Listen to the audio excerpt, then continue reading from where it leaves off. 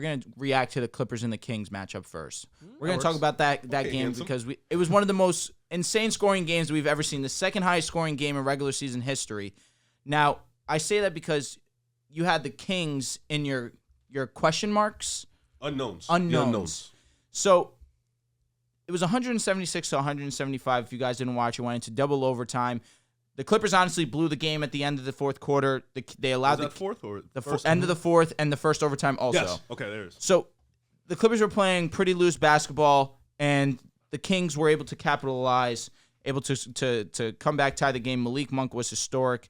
He put up 45. Historic's hilarious. I miss him. That's me talking as a guy who missed him very badly. Absolutely. Coming off the bench for him vibes. Absolutely. To put up 45 points in that fashion, to be as clutch as he was, to send this game into overtime with a second left remaining, he nails that three-pointer. I'm curious, Riv. Did this game change how you see the Kings at all? Now, I see you have them as unknowns, so I'm curious. What's your thought process on the Kings? Oh, yes. 176, regardless of overtime, is insane. Ridiculous. I put them in the unknown because in the playoffs, like the transition from the regular season to the playoffs is so different. You know, the physicality becomes different.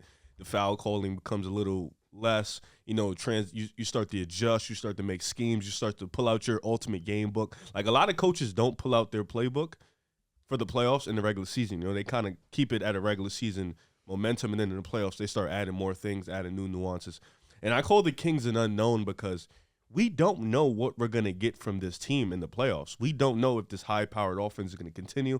We don't know if they're going to flip a switch and turn to a good defensive team. We don't know if they're going to flip a switch and turn into a bad offensive team. Like, we don't know if De'Aaron Fox is going to come to show out, if Sabonis is going to be nice, Kevin Hurd or Malik Monk, are they going to be able to shoot the same way they're shooting the regular season? Like, we don't know with this team. So I call them this game doesn't change my view because they're a great regular season team. I think they pretty much stamped that even prior to this game. They're one of the best offenses in the NBA.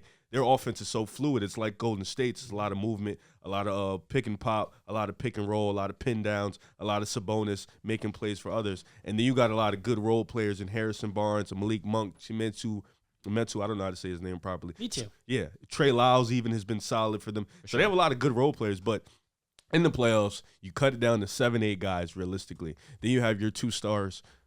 The Kings are going to probably walk into every playoff series with the least talented two stars, if I'm not mistaken. Least proven. That is the best way to put it because that's being very rude to De'Aaron. I don't think it is. It's the nicest way. I mean, I don't want to be rude, but like if we run down the list, Denver, you would take Denver comfortably. Of course. Even Golden State, Steph carries, so you would take Golden State comfortably.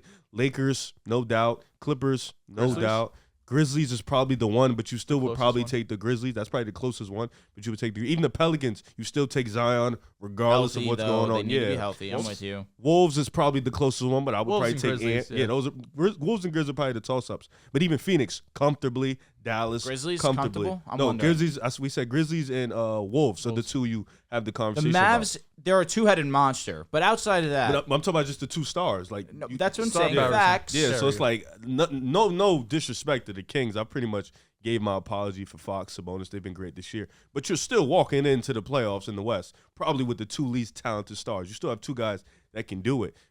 And in the playoffs, Sabonis in drop coverage, how is he going to look against defenses and switches? Yeah, so it's like I call them the unknown because we genuinely don't know what we're going to get from a first-time playoff team. I mean, this is the first time all of these guys in a better role. Like Malik Monk was in a role with the Lakers, but this is a different role he's in now. He's one of their best scorers. So Kevin Huerter is now one of their best scorers. So it's like this is a completely different role. We don't know how they're going to look.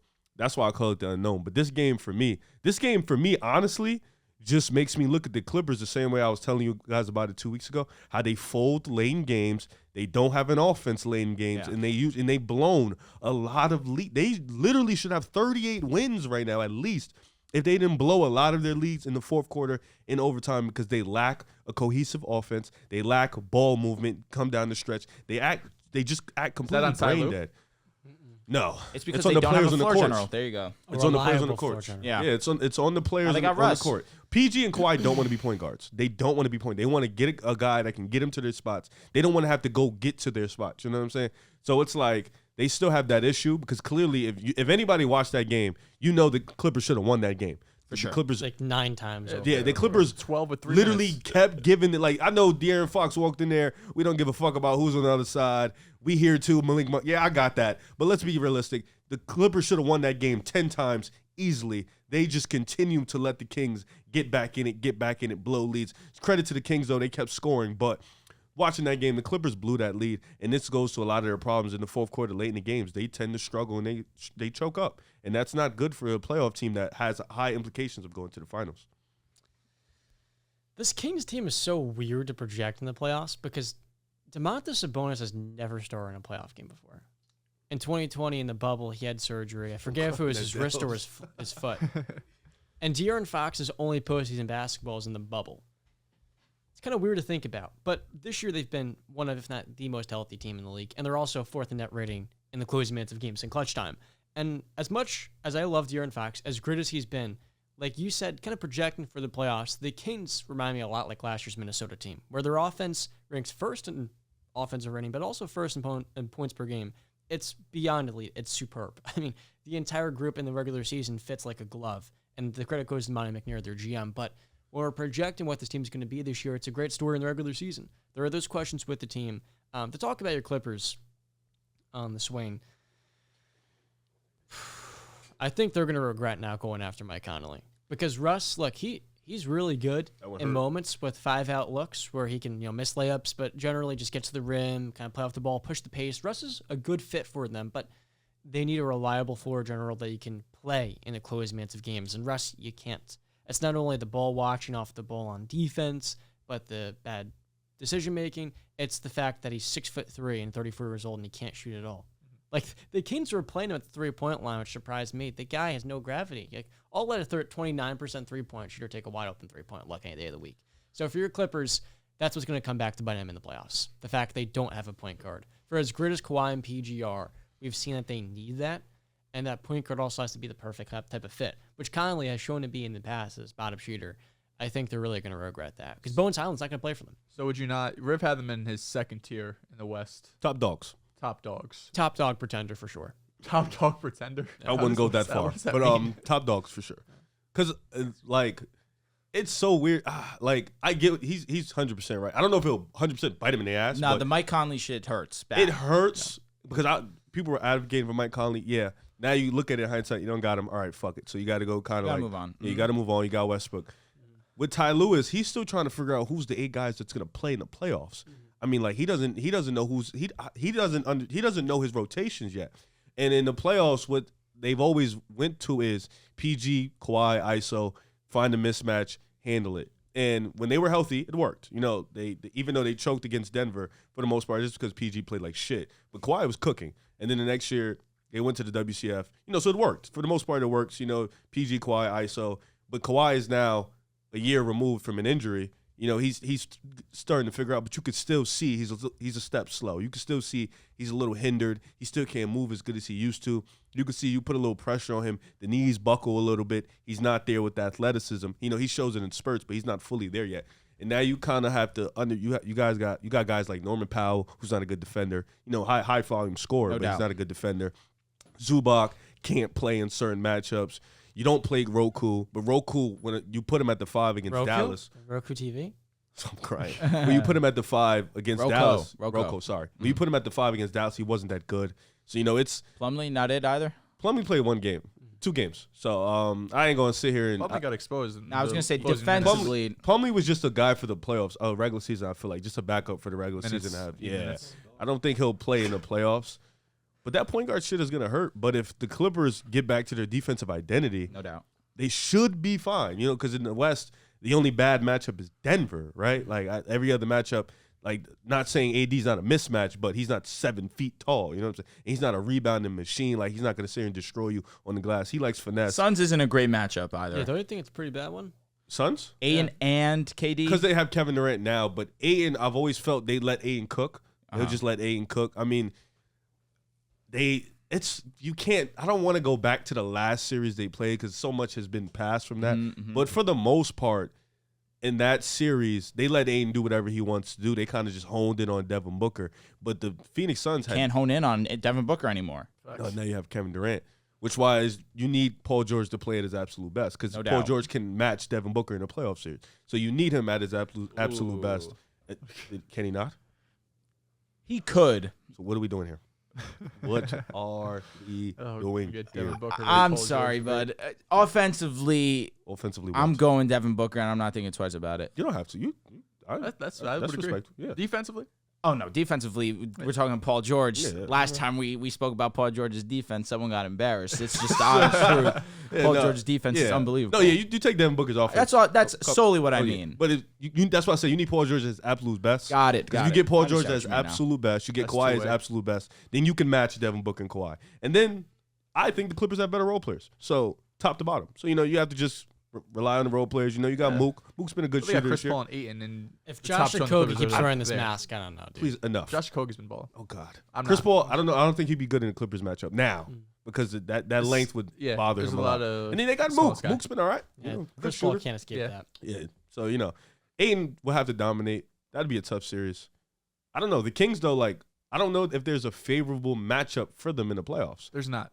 Their issue is because they don't play defense. And that's why they don't have the personnel. They don't. And because all their guards are small, they're skinny, right? Like Malik Monk, Kevin Huerter, De'Aaron Fox. And I don't even know if it's effort, obviously, to an extent, but they're small, right? These guys are all under 200 pounds. Screaming at the weight. And they're small, but they're fast. Yeah, but the issue is in the playoffs, you're going to get more physical. And I think if you're having an issue in the regular season, they're 25th in defensive rating. Even when they win games, they don't play defense. The whole story of the Kings is just outscore the opponent. And it's going to work in the regular season if you're going to be one of the most efficient teams offensively, which is basically what they've been all season long. But defensively, come playoff time, if you're going to be one of the worst defensive teams in the league, you're not going to be able to make any noise in the playoffs. And that's why I think Kings fans should be excited, right? But I also think that's why they feel disrespected because they've had such a great regular season. They're obviously best season in fucking my entire life, it feels like, right? And then we sit here and we all say, literally. We sit here and they're like, oh yeah, they're not going to do anything, right? And it comes off as disrespectful, thinking we're just going to push them to the side and be like, oh, it's the Kings, they'll fold, whatever. But there's a real reason. If you do not play defense, you're not going to make any noise in the playoffs. And even in the first round, they match up against a team like the Lakers who have been struggling all season long. I would probably take the Lakers in that series. Not that they've been a great defensive team by any means, but at least they have the personnel to be a great defensive team. Yeah, the effort is there. If you watch Kings game, they do try. The effort is there. It's just Kevin Huerter's never been a good defender. Yeah. Malik Monk is not a good defender. Fox is the lone good defender. And he's small. Even at that, he's small. He's quick. Exactly. He's quick. He's a little tenacious, but they don't have the, like you said, they don't have the size, the guys, the rim protection. Yeah, the wing defense. And it happened in the fourth quarter overtime where it would be pick and roll Kawhi, or overtime. That when Plumlee came in, they would trap Kawhi. Plumlee gets the ball and he gets picked. He gets his pocket. He moves too fucking slow. Whatever. That's why they needed a wing there. But Harrison Barnes. I know Harrison Barnes. If that's your best defender, you're fucked. Yeah. It's not. If that's your best wing defender. But to talk about the Clippers a little bit, Kawhi obviously was phenomenal, but I think it's important to note that third quarter, 21 points, he was ridiculous. He's not better than Tatum. He may not be. Riv, the fourth quarter and 2 overtime, he scored a total of 6 points. Oh, I don't know. Does that worry you at all that maybe the legs give out, he doesn't have as much? You know what I mean? That's an issue, especially come playoff time. And he's going to have to be playing, every other day come playoffs. I think that is a bit of a concern that he showed off. The third quarter, Kawhi was doing step back threes, fade away with a defender in his face, hitting this. He was doing everything vintage Kawhi that you could possibly ask for. But then the fourth quarter and 2 overtimes come where the minutes start racking up, and all of a sudden he's not the same guy. That's what we were talking about. The Clippers blew this game 10 times because they were up 12 with 3 minutes. If you don't, 15 with 5 minutes. If you don't blow those leads, Kawhi legs doesn't give out in those overtimes, But in the fourth quarter, he gave out. But they were up big. So he was cruising. He didn't need to do much. That's the y'all were problem. playing lazy. Exactly. They got lazy, lackadaisical. 25 turnovers. Even in overtime, I think they were up, 175, 169 or some shit like that. It was something like that. They were up 5 or 6. Yeah. And Paul George asks, yo, you want me to come in? He said, nah, the minutes restricts. Okay, whatever. You put Eric fucking Gordon in instead of Terrence Mann, who's standing right there.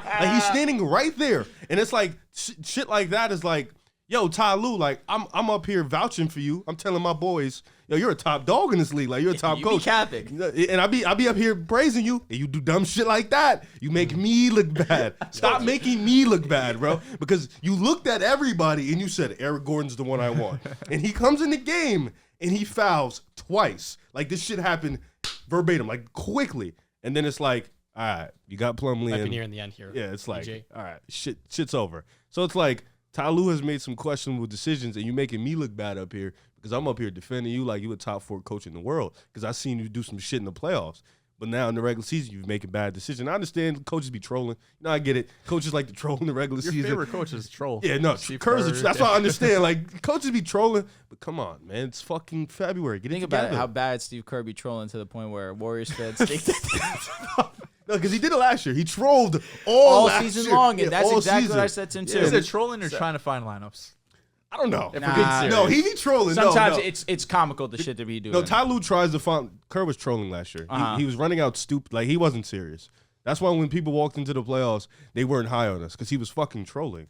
But it's all right. He always figures it out come playoff time. But to finish off talking about the Kings, best offense in the league, offensive rating, they're even higher than the Nuggets, who it seems like they have been number Doesn't one. make any sense. It's crazy. It's crazy, but it's all led by Domantas Sabonis and his ability to play make as a big, and him being poor man's Jokic. And poor man's Jokic has now become a rude term to use with Sabonis. He has at least given himself the credit and the respect to show that he is one of the better playmaking forwards in the league. And he's a center now. He's officially a center. So he's the second best. He's the second best playmaking center in the league right behind Nikola Jokic.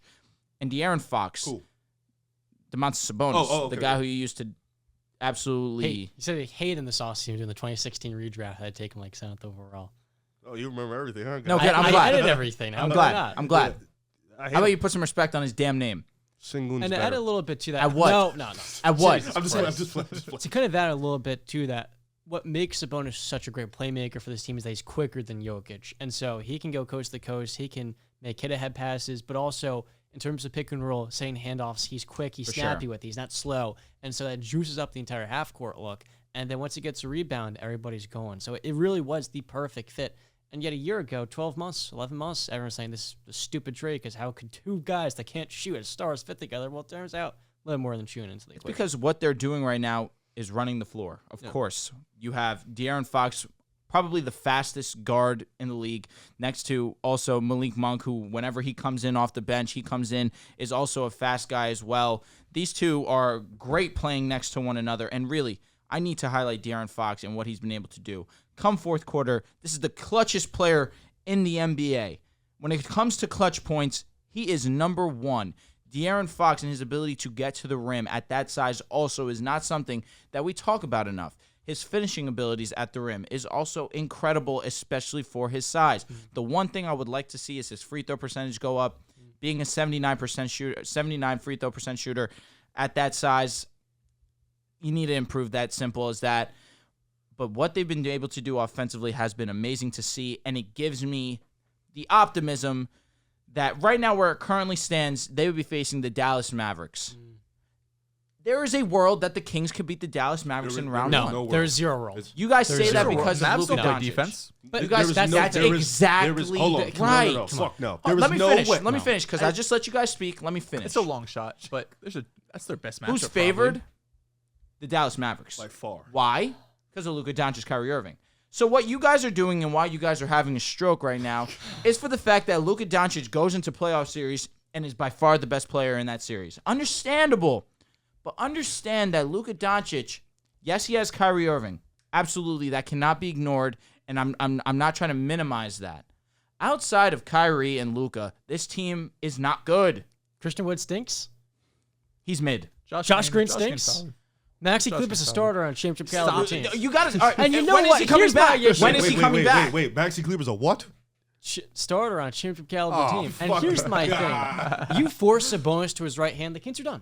He can't go right. He won't dribble right. It's like you chopped off that hand. So while he's great now in the regular season, that's another issue. Kind of like Julius Randle in the Hawks series where, dude, if you just scheme up against them in a 7-game series and you put them to the stress test, it is over. Luka could sweep them. The only difference there is where you're comparing Julius' situation, which was one of the historic collapses that we've seen of a player who was all NBA. The only difference is Sabonis is an amazing playmaker. Yeah. And I believe that in those situations, he'll be able to find the right pass. And the way that the Kings' offense is so free-flowing, the way that they move without the basketball, it allows me to feel a little bit more confident in the Kings there. Yes, their defense but the Mavericks defend well on the perimeter. It's the interior defense. I think exactly, and they get to the basket too. So, De'Aaron Fox's ability to get Drew, to the basket is questions. still firm, and Sabonis as well, 6% from the field. 2 questions, because I think this is you being a little low on Dallas to a degree. So I understand where you're coming from. Joel is also a little low on Dallas. In a while. I know. I usually call you Dehls. Actually, you know what? I can't do that. Yo, my girl's watching, bro. You're sick. So question for both of you, because you both are actually low on Dallas, which is fucking insane. I feel like me. Why is it insane? I just don't think Luka is not second insane. all time in points per game behind Michael Jordan. The rest of his team is mid. Kyrie. Kyrie. Yeah, Come on, stop it. We're Don't talking do about that. the most efficient That's all you team need. offensively. That's all you Don't need. fucking do that. That's all you need. Go ahead, Riv, please. And I feel like, unfortunately, me and John are on the same side, which I hate. You guys have them going to the finals. You said they could go to the finals. True or false? Were they They were my top. Those 4 teams were my top 2. Okay. You said they could go to the finals. Yes or no? I don't remember. I'm gonna say You that. said- No, I'm not saying you're a liar. I said I don't Go remember. ahead. This is a reason why. Do you not, with the Kings versus the Mavericks, do you not understand that there's an extreme unknown about the Kings, whereas with Dallas, their defense may not be as good as you want them to be, but they have bodies to throw at Fox. The Kings don't have bodies to throw at Kyrie and Luka at all. Well, the Kings are going to score. I think we have a big enough sample size to know So they're if going to it's put up a scoring points. output, would you not think Dallas comfortably beats? Yeah, but the they could. Kings? You could also just have a cold night, and like it could happen a couple times, like we saw. Yeah, but Dallas the in cold the night. Warriors series. Yeah, but this is where I'm going with it. The Warriors cold defense night is amazing. determines a good defense. Luka has Right. played good defenses his whole life in the playoffs. That's facts, but so the Kings don't have anything. I think the fact that the Kings are the most efficient offense in basketball is a little bit different. No, offense, yeah, that means you're gonna have to go out and shoot out. Why can't they against Beat that Luka defense? and Kyrie. listen, That's I'm still the taking. thing. I'm still if you're taking the Dallas. Kings, what's the game plan? It's really Pray to simple to God. me. Let Luka do whatever the fuck he wants. You're not gonna stop Luka, but everyone around him, we can try our best. You're not gonna really stop Kyrie. No, you can't. But if your main game plan is let Luka do what Luka's gonna do, and really try our hardest to get rid of the second option because no one else on that team is a real threat, then it's a strong possibility you can come away with the win. I only disagree because the teams that they've played, the Warriors, the Suns, and the Clippers, have all been significantly better defenses than the Kings, which means they have the personnel to hone in on the other guys, even hone in on Luka to a degree because his percentages of his field goal percentage drops every single quarter because of those defenses. You know, Andrew Wiggins, Paul George, Kawhi Leonard. The energy he puts forward too. Yeah. With the Kings though, they have Harrison Barnes. Like they don't have guys that can continuously throw not by. saying you're wrong. They don't have. So it's like it's literally just going to be a shootout. And if it's just a shootout with Luka and Kyrie, I don't see how it's a world that they can beat the Mavericks. Is there any team the Kings can beat in the first round? The Jazz? Okay. The Lakers if they get the 8th seed. No. Or maybe who's the best matchup for them then? Like if you're a Kings fan, who are you hoping for to play in the The first Memphis round? Grizzlies. Yeah. Because they have a terrible Their half-court offense offense. is not good. Yeah, Their defense is great.